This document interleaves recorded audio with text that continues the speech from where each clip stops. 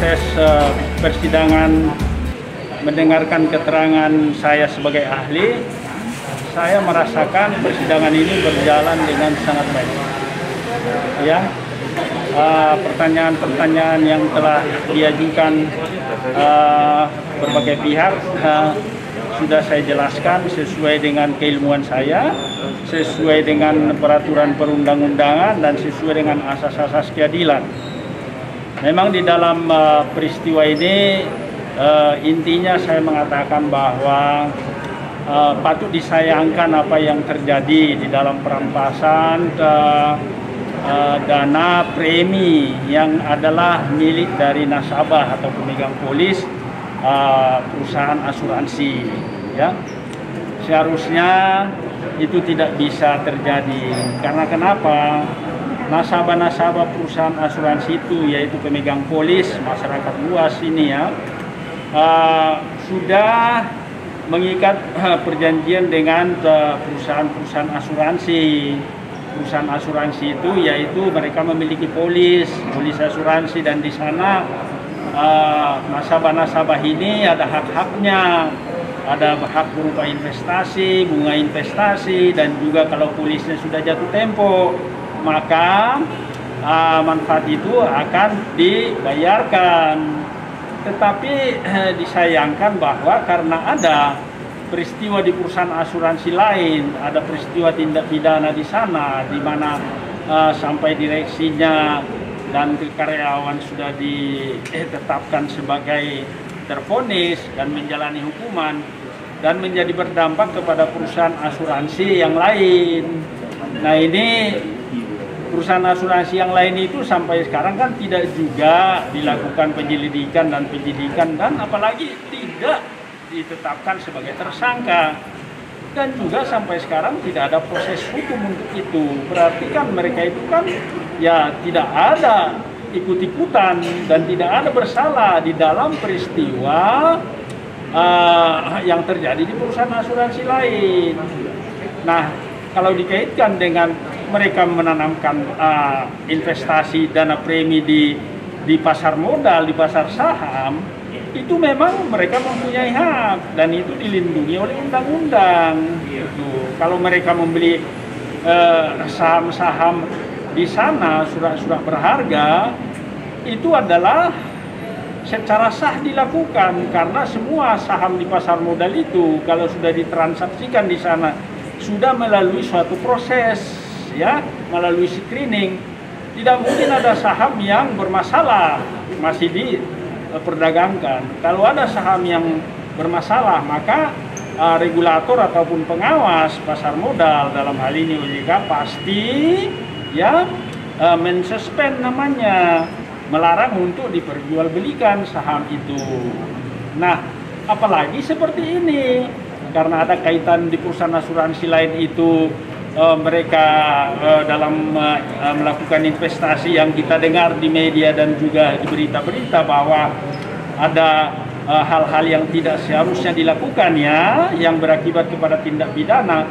Nah, perusahaan asuransi yang lain ini, di mana masyarakat ini yang sedang meminta keadilan sekarang kepada majelis hakim di pengadilan ini, adalah tidak tahu menahu. Mereka pihak ketiga yang tidak mempunyai ya kesalahan sama sekali.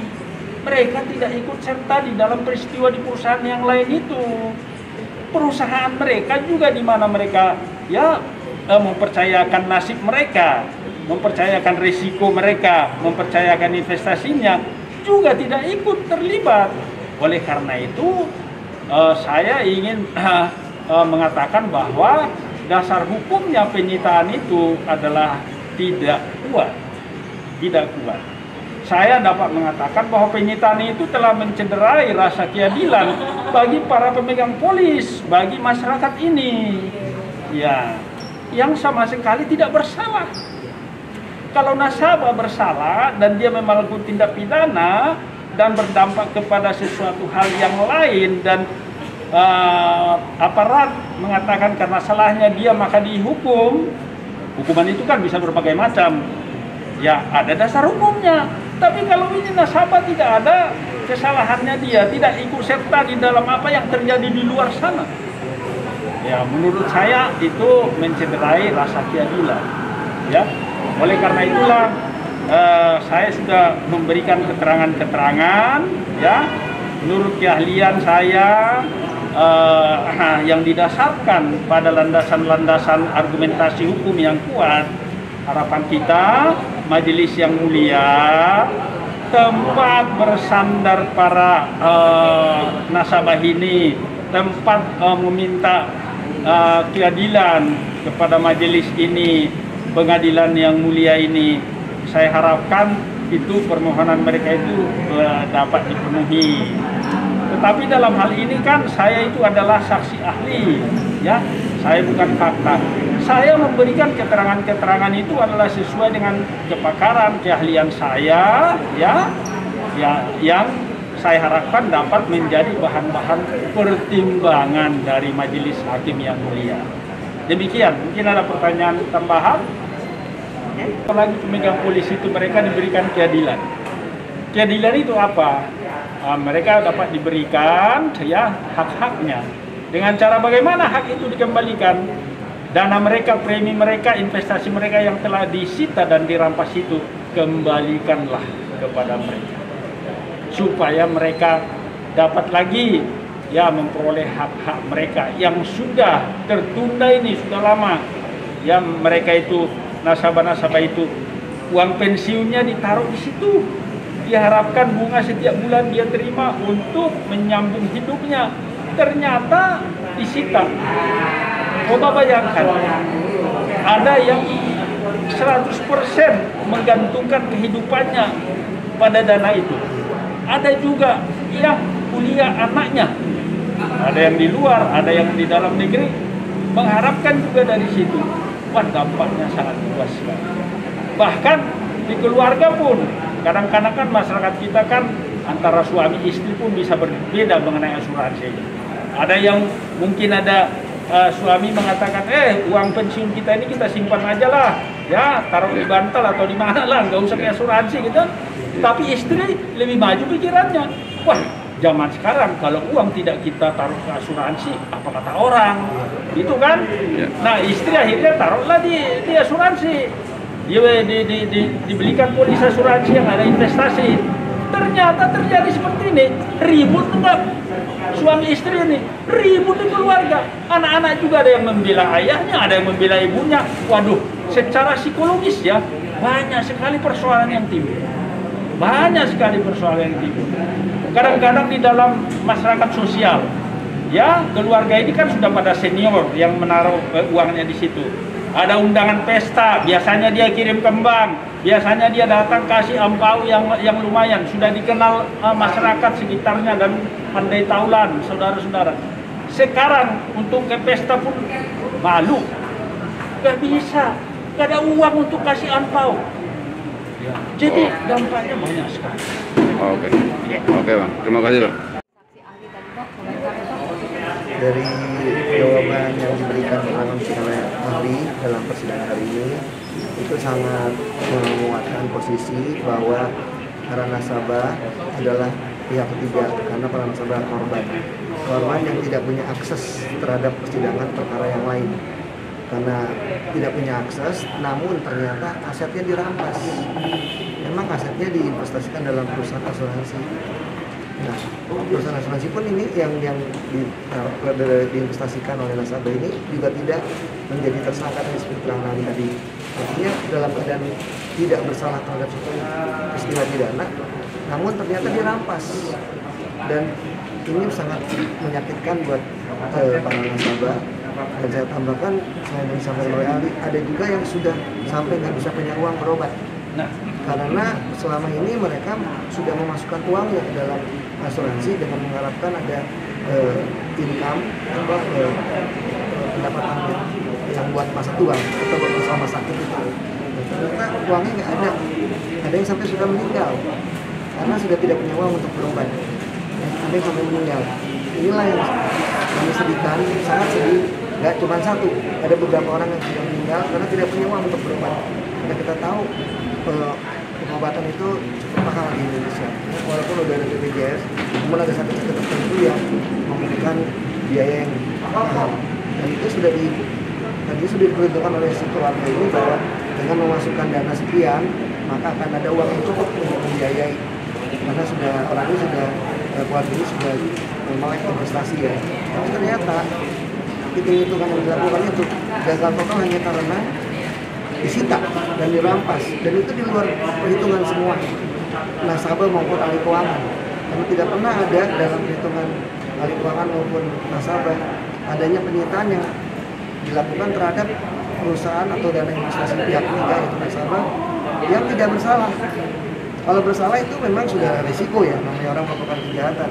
Tapi ini kan tidak bersalah nasabahnya tidak bersalah, dan perusahaan asuransinya pun tempat menaruh uangnya untuk investasi itu tidak ada tersangkut dalam kaitan pidana dalam arti sebagai tersangka, baik direksinya tidak tersangka, komisaris tidak menjadi tersangka, pemegang saham tidak menjadi tersangka, namun tetap aset-asetnya itu, asetnya nasabah maksudnya yang di dalam asuransi itu ternyata disita dan dirampas oleh negara. Nah ini yang mohon kepada, bukan untuk mencampuri majelis, tapi kami memohon kepada majelis untuk memberikan keadilan, ya keadilan agar hak-hak nasabah yang tidak terlibat peristiwa pidana apapun atau kejahatan apapun tidak terlibat, maka tolong dikembalikan hak-haknya dengan cara yang sudah disampaikan oleh ahli, yaitu kembalikan kepada para pemohon yang sudah mengajukan perkara ini. Nah, dengan mengajukan perkara keberatan ini, tolong dikembalikan paling tidak untuk yang sudah mengajukan perkara keberatan. Kemudian di tempat kami ada 46 dan ada perkara nomor 02 itu ada 53 nasabah. Nah, ini tolong dikembalikan kepada yang memang sangat-sangat memerlukan, dan memang itu hak daripada nasabah, dan hak nasabah ini adalah nasabah yang bersih, yang tidak terlibat perkara kejahatan apapun, sehingga tidak ada dasar hukum untuk melakukan perampasan.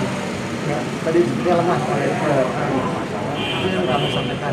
Mudah-mudahan jeritan daripada para nasabah ini yang kami sampaikan ini capai telinga ataupun hati nurani para majelis maupun juga kejaksaan. Dengan demikian pada saat ini sudah diputuskan, mudah-mudahan kejaksaan pun mau menjalankan eksekusi sesuai dengan putusan majelis jika disetujui. Itulah harapan kami. Saya ingin tambahkan sedikit ya, mengenai harapan dari pemohon. Tentu kan sangat mengharapkan dikabulkan permohonan mereka. Kalau itu dikabulkan, nah perusahaan itu kan nasabahnya kan tidak hanya yang mengajukan keberatan ini, ya, yang meminta supaya pengadilan membatalkan perampasan itu, ya kan. Oleh karena itulah saya katakan perlu koordinasi. Jadi tentu prioritas itu adalah nasabah-nasabah yang sudah ada di daftar ini, yang mengajukan ini, yang memberikan kuasa tadi. Ya, yang itu saya kembali koordinasi dengan kuasa hukum, ya, perwakilan dari, karena tidak mungkin masing-masing nasabah kan langsung, nanti lawyer, pengacara, advokat sebagai kuasa lah yang berkoordinasi. Ya, jangan sampai dana yang sudah dikembalikan ini dipergunakan untuk nasabah yang lain yang tidak mengikutkan diri memohon kepada majelis, kepada hakim untuk pembatalan itu, pencabutan perampasan, penyitaan itu, gitu. Itulah ya suatu keadilan. Jangan sampai orang yang tidak ikut-ikut berjuang, mereka duluan mendapatkan. Itu nggak boleh terjadi. Pak, selaku kuasa hukum, setelah mendengarkan saksi-saksi ahli sendiri, seberapa besar ini harapannya atau gambarannya ke depannya, progresnya? Progresnya kami sangat bersyukur terhadap fakta-fakta di persidangan, ya. Persidangan bahwa posisi nasabah atau pemberi kuasa atau klien kami ini adalah posisi yang benar. Jadi kami di sini membela pihak yang benar. Tentunya membela pihak yang benar dalam menuntut keadilan. Dan tentunya kami berharap dengan posisi yang benar, fakta-fakta kami sudah menyatakan bahwa posisi klien kami adalah benar dan dalam keadaan tertindas, dalam dirampas. Kami berharap ada keadilan terjadi di dalam persidangan ini, sehingga Indonesia boleh maju, lebih maju lagi, karena dengan disetujuinya atau terkabulnya keadilan itu, maka kami yakin semakin bersemangat baik nasabah klien kami ini maupun keluarganya untuk melakukan investasi di dalam asuransi. Namun kalau sampai tidak tercapai, tentunya kita tahu efek snowballnya. Snowballnya ini yang mungkin menjadi efek jerak. Mudah-mudahan jangan sampai terjadi efek jerak karena akan merugikan dunia investasi dalam ini asuransi. Ya. Sangat berharap. Ya, oke. Saya Parulian Sitahutar. Ya, saya wakil daripada para pemegang polis yang saat ini bersidang sidang ke-12 dari Suwana Arta. Ya. Sangat yakin dengan persidangan hari ini, sangat berterima kasih kepada saksi ahli hari ini bahwa telah memberikan penjelasan-pencerahan kepada majelis hakim dan juga termohon dan juga turut termohon sudah bisa memahami. Kami dari segi nasabah sebagai pihak ketiga jelas telah diutarakan bahwa kami adalah korban dari ketidakadilan di dalam proses hukum yang lain tiba-tiba menimpa kami yang tidak terkait. Dalam perusahaan kami yang sudah 46 tahun, kami mempercayakan uang kami untuk dikelola. Kalau saya pribadi adalah pensiun dini dari suatu perusahaan swasta telekomunikasi terkenal di Indonesia ini. Dan saya turut membangun Indonesia untuk telekomunikasi. Tetapi setelah pensiun, saya tidak menyangka bahwa uang kami turut terbawa dalam masalah pihak lain yang dimana perusahaan kami juga tidak terlibat, maksudnya tidak dalam posisi tersangka, terdakwa, apalagi terpidana, baik secara korporasi maupun secara individu direksi, tidak ada. Jadi ini adalah kami mengajukan keberatan dan sangat luar biasa, tidak mendahului keputusan ataupun penetapan majelis hakim, tapi kami berharap dari setiap persidangan ini selalu mendapatkan hal-hal yang baru, di mana majelis hakim juga semakin kuat bahwa kami memang apa yang kami sampaikan bisa dibatalkan untuk bagian kami. Ya, jadi sejumlah nilai yang kami sampaikan dalam petitum, ya, petitum kami untuk di Suwana Arta sekitar 40 miliar, petitum untuk di Porsawata 1 itu sekitar 55,9 miliar untuk total premi, dan untuk manfaat nilai tunai yang kami hanya hitung sampai bulan Juli saja, kami nggak hitung sampai hari ini, itu 1,6 sekian. Ya, penjelasan saya terkait saham-saham yang naik signifikan itu semuanya sudah diawasi oleh Bursa Efek Indonesia dan juga oleh OJK. Begitu juga dengan saham-saham yang akan go public, akan tercatat di Bursa Efek Indonesia, sudah ditelaah terlebih dahulu oleh Bursa Efek Indonesia. Kemudian jika Bursa Efek Indonesia menyetujui, itu dilanjutkan lagi prosesnya ke OJK. Jadi yang memberikan izin perusahaan atau emiten itu untuk tercatat di Bursa Efek adalah OJK. Kita kalau setahu saya bukan hanya saham-saham yang terlibat ditransaksikan di tahun-tahun 2012 ataupun 2018, tapi saham-saham yang tidak terkait pun ikut disita. Tuntutan gugatan nasabah-nasabah asuransi Wana Arta yang tidak tahu apa-apa, tapi uangnya ikut tersita, termasuk manfaat-manfaat dari polis asuransinya ikut tidak terbayarkan. Misalnya si pemegang polis itu sakit, harusnya tidak bisa menentukan siapa yang salah dan yang benar, Pak. Tapi secara mekanisme perdagangan saham, itu yang tadi saya kasih kesaksian. Jadi kalau saham-saham itu memang terlibat kejahatan, boleh-boleh aja disita. Tapi saham-saham yang tidak terkait, itu seharusnya tidak disita.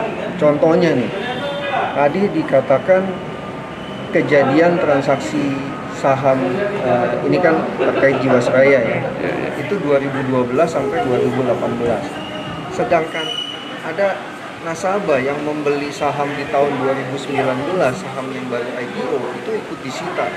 Seharusnya tidak ada hubungan. Dia mendapat penggantian dari asuransi, tapi asuransinya tidak bisa bayar karena aset-asetnya disita. Harapan saya supaya cepat selesai, jadi kasus penyitaan atau perampasan atau blokir saham ini bisa segera dibuka. Jadi pihak-pihak yang menyita melakukan verifikasi lebih detail supaya masyarakat tidak dirugikan dan juga tidak terjadi efek sistemik di pasar saham Indonesia. Menurut pandangan ahli sendiri, kira-kira bisa nggak terbuka ini nanti blokir ini? Kalau dari saya yakin karena memang khususnya ya nasabah-nasabah asuransi Wana Arta ini, mereka itu ketika membeli polis yang mereka tahu adalah membeli polis untuk melindungi misalnya tadi dari sakit penyakit, atau mereka melakukan investasi supaya di masa tuanya mereka bisa menikmati dari asuransi yang dibayarkan. Tapi ketika terjadi penyitaan seperti ini, tentunya harapan mereka hilang. Jadi misalkan nanti yang pensiun berharap bisa dapat uang pensiun dari asuransi, ternyata asuransinya aset-asetnya disita, tidak bisa melakukan pembayaran uang pensiun ataupun pembayaran biaya-biaya jika si nasabah sakit. Harapan kami para nasabah yang sudah menderita hampir 1,5 tahun ya, itu harapannya dari Majelis Hakim memberikan keadilan bagi para pemegang polis Wana Arta. Jadi Majelis Hakim mengabulkan permohonan dari para pemegang polis. Jika mengabulkan, jadi hak pemegang polis bisa kembalikan ke mereka yang berhak. Jadi mereka bisa hidup normal kembali. Karena sudah 1,5 tahun ini banyak yang sudah tidak bisa menyekolahkan anaknya, kemudian juga untuk menghidupi kehidupan sehari-hari yang sudah pensiunan, itu mereka untuk menyambung hidup itu luar biasa susah. Itu kita sampai banyak juga yang sampai berhutang, ada juga yang sudah sakit parah ya, harus operasi kena kanker. Nah itu mereka nggak punya biaya untuk pengobatan, akhirnya pinjam sana sini berhutang gitu. Nah harapannya dengan upaya di pengadilan ini, dengan juga ada saksi ahli dari asuransi maupun pasar modal, itu bisa memberikan wawasan bahwa apa yang terjadi yang dilakukan dari pihak kejaksaan untuk merampas dana para nasabah ini adalah sesuatu yang tidak benar. Itu harapan saya.